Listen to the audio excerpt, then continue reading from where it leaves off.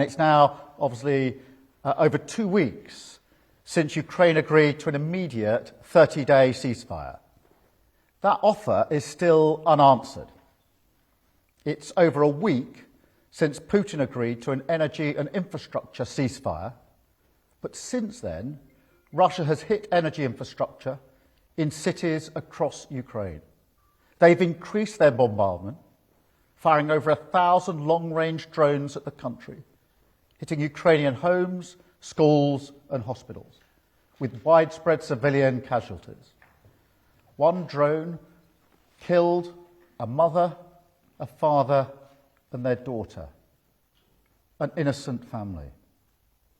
Then this week we saw the agreement on a ceasefire in the Black Sea. I welcomed this as a vital first step forward, but within a few minutes of the announcement, Russia set out new conditions and delays. Now, President Trump has rightly called them out for dragging their feet. And we agreed here in Paris today that it's clear the Russians are filibustering.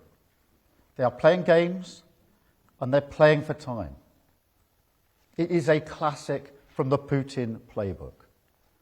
But we can't let them drag this out while they continue prosecuting their illegal invasion. Instead, we should be setting a framework and a deadline of delivering real progress. And then we should hold them to that deadline. So here in Paris, we've agreed that we must go further now to support the peace process, support Ukraine, and increase the pressure on Russia to get serious. That means, first, stepping up the military pressure. So the Defence Secretary will chair the next Ukraine Defence Contact Group on the 11th of April to marshal more military aid and keep Ukraine in the fight. Because peace comes through strength. That was one of the main messages reasserted today and emphasised today all around the table and the meeting. Second, it means increasing the economic pressure on Russia, accelerating new, tougher sanctions, bearing down on Russia's energy revenues and working together to make this pressure count.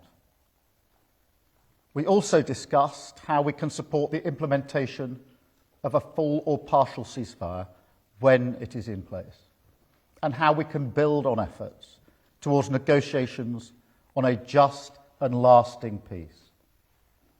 That remains our shared goal, and it's what the Coalition of the Willing is designed to support. The political will from partners here today was clear. And this week in London, we hosted over 200 military planners from 30 countries, coming forward with contributions on everything from logistics and command and control to deployments on land, on air and on sea. That work continues at pace. We will be ready to operationalise a peace deal whenever its precise shape turns out to be. And we will work together to ensure Ukraine's security so it can defend and deter against future attacks. This is Europe mobilising together behind the peace process on a scale that we haven't seen for decades.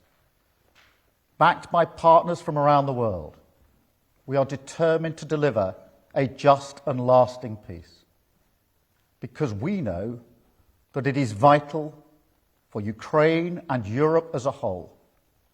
And I am clear that it's also vital for Britain.